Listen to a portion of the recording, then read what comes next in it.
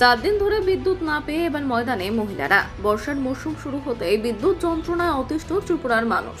এর মধ্যে ত্রিপুরার বিভিন্ন প্রান্তে বিদ্যুতের দাবিতে সড়ক অবরোধের ঘটনা সংঘটিত হয়েছে।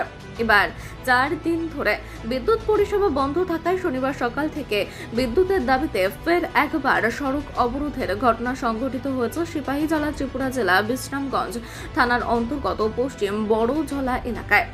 এবার এলাকার মহিলারা বিদ্যুৎ পরিষেবার দাবিতে বিদ্যুৎ কর্মীদের প্রতি ক্ষোভ উগরে দিয়ে সড়ক অবরোধে সামিল হয়েছেন। তীব্র দাবদাহ গরমের মধ্যে প্রায় 4 দিন যাবৎ বিদ্যুতের সমস্যায় ভুগছেন সংশ্লিষ্ট ওই এলাকার মানুষেরা। অভিযোগ সড়ক অবরোধকারী মহিলাদের। খবর পেয়ে ঘটনাস্থলে উচ্চপদস্থ আধিকারিকরা পৌঁছালে সড়ক অবরোধকারী ক্ষুব্ধ মহিলাদের সাথে কথা বলেন এবং বিদ্যুতের সমস্যার সমাধানের আশ্বাস দেন। ওই আশ্বাসের ভিত্তিতে শেষ পর্যন্ত সড়ক অবরোধ প্রত্যাহার করেনি ক্ষুব্ধ মহিলারা। একদিকে তাদের এই সড়ক অবরোধের ফলে যান চলাচল ব্যাহত হচ্ছে।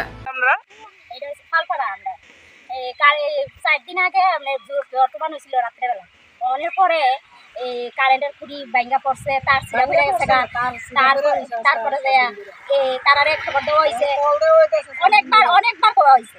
মানে প্রত্যেকটা মানুষ ফোন করছে, তারা কোনো পাত্তই দেয় না, তারা শুধু কয় আইবো আইবো আইবো আইবো কই আয় না।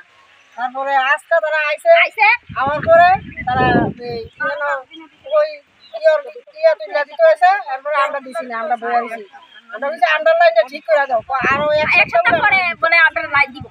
এই কারণে আমরা সহনটা রাখতে দিছি, এই কারণে আমরা সহনটা রাখতে দিছি। কোন ইলেকট্রিক অফিস এটা? এটা বিশ্রামগঞ্জ এরা তো অসুস্থ হয়ে পড়ছে পুরো, বাচ্চারা সবাই অসুস্থ হয়ে গেছে, আমরা করতারি না, জ্বর নাই, আবার জ্বর নাই, বাচ্চা তো পড়াশোনা করতে পারতেছে না, বাচ্চারা ঘুমাইতে পারে না। এই পরিস্থিতিতে আমরা আছি। জল ছাড়া কি মানুষ বাঁচতে পারে? জল ছাড়া মানুষ বাঁচতে পারে লাগে নাকি?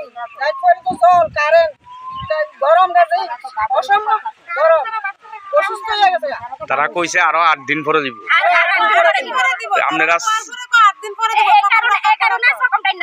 আজকে তো 4 দিন ধরে বিদ্যুৎ নাই, আপনারা 12 দিন পরে দিব।